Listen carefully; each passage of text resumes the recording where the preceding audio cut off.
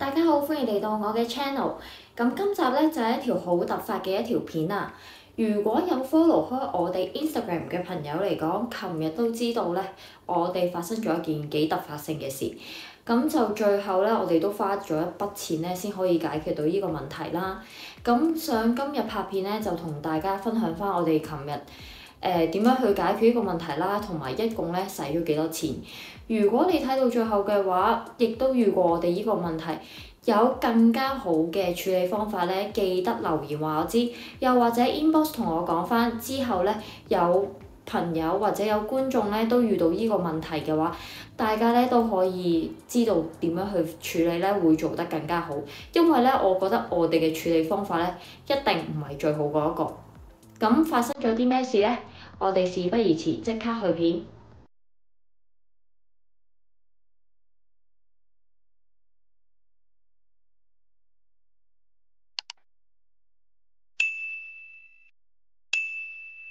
咁話說，琴日咧大概3點零鐘度咧，我哋就諗住出街啦。咁就如是者咧就執好啲嘢就出去啦。咁咧一出到去 lift 口咧，就發覺哎呀大鑊啦！因為咧我自己就成日咧就唔記得咗拎鎖匙出街嘅，咁我亦都好依賴咧我 partner 去拎鎖匙啊，同埋拎車匙咁樣啦。跟住嗰刻嘅時候就發現佢都冇帶車匙同埋我哋屋企個鎖匙。咁冇車匙又喺澳洲，其實咧就根本邊度都去唔到啦。同埋咧，我哋屋企嗰個停車場咧係要攞鎖匙去開嘅，咁即係直情連攞車都攞唔到，入屋又入唔翻，攞車又攞唔到，咁就咩都做唔到啦。咁就即係困咗喺個困獸鬥裏邊啦。跟住咧，我哋就即係喺度諗下辦法點樣去開鎖呢個問題啦，亦都去 check 清楚究竟係咪真係冇拎鎖匙咁樣啦。咁呢個咧係我哋第一次遇到嘅情況啦。咁我曾經咧亦都睇過好多 YouTube 嘅分享咧，就係講話agent 係會有後備匙嘅，所以咧我就第一時間就打電話揾我嘅 agent 啦，就問下佢我哋而家咧就係出咗街，跟住就冇帶鎖匙，咁你係咪會有條後備匙啊？你可唔可以即係車過嚟俾我哋咁樣啊？點知咧佢就係一個覆就話佢冇後備匙，跟住咧呢個就都幾晴天霹靂，因為我哋本身咧就得2條匙啦，又冇放喺朋友度啊，跟住就一心就以為 agent 會有後備匙咁樣啦，咁就冇啦。咁咧於是咧我哋就 Google 啦，Google 咧就揾一間即係個 call fee 係最低嘅，就打電話去問一問究竟佢接唔接我哋嗰單，因為咧就驚佢可能只係接 CBD 嘅地方，就唔接我哋嗰區。咁都 OK 嘅，咁佢就接咗啦。接咗嘅時候咧，突然之間個 call fee 咧就去到45蚊，咁就大概咧佢聲稱30至45分鐘咧就會到。咁等嘅途中咧，咁我哋梗係冇嘢做，咁就一定係再繼續 Google 睇下人哋點樣去開鎖啊，或者最後係幾錢咁樣啦。咁唔睇係猶自可，一睇嘅時候咧就越睇越驚。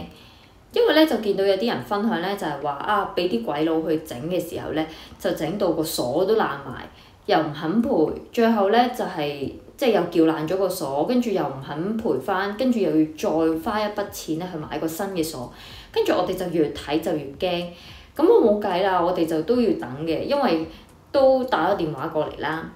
咁如是者咧，我哋大概等咗45分鐘到。跟住開鎖嗰個哥哥仔咧就嚟咗啦。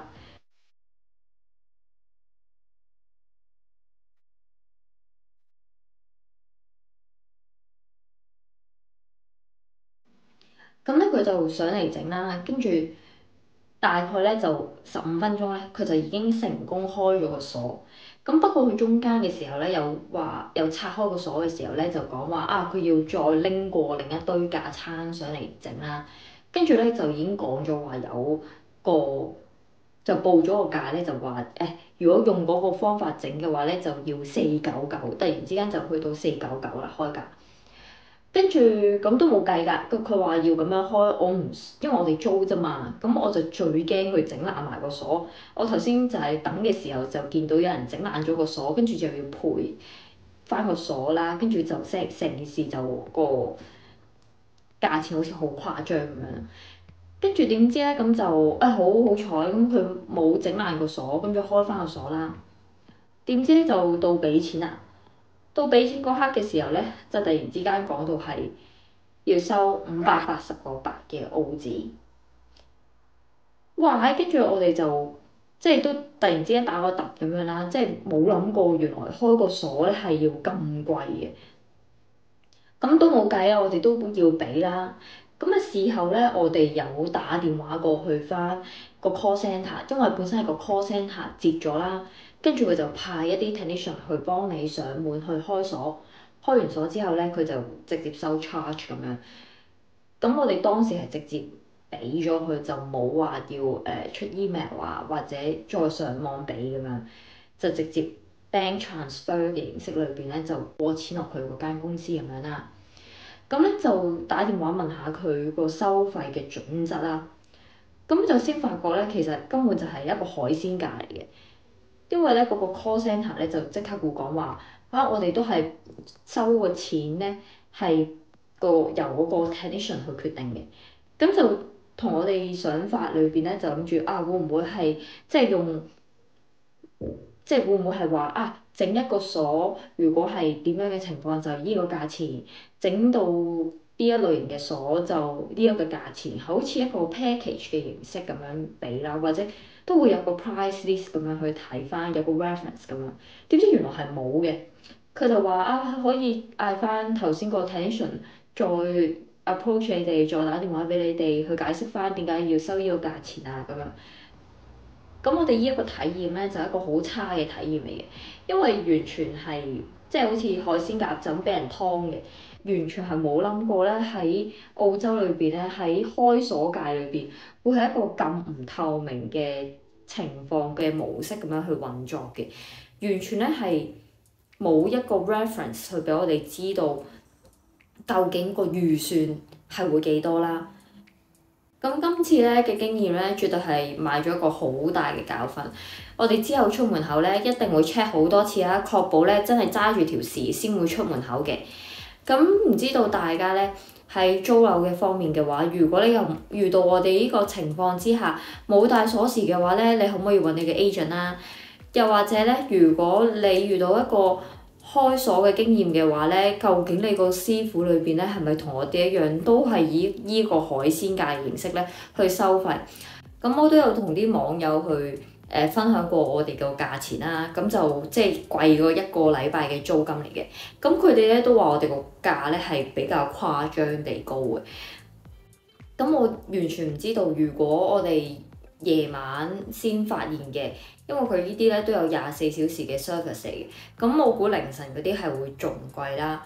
跟住或者 holiday 嘅話會仲貴啦，咁我難以想像究竟我真係 touch wood 喺夜晚啊，又或者撞正 holiday 嘅時候先冇咗條匙要揾緊急開鎖嘅話咧，我都唔知道究竟呢個價錢咧係可以去到幾高。咁唔知大家咧之前開鎖嘅話咧係大概收幾多錢啦？如果咧你有相熟嘅開鎖師傅，又或者咧你自己係做開鎖嘅，咁歡迎你留言啦，又或者喺 inbox 同我講翻。咁希望咧大家呢一個咧係唔會用得着。睇到呢度嘅你，如果你同我一樣都係成日唔記得咗帶鎖匙出街，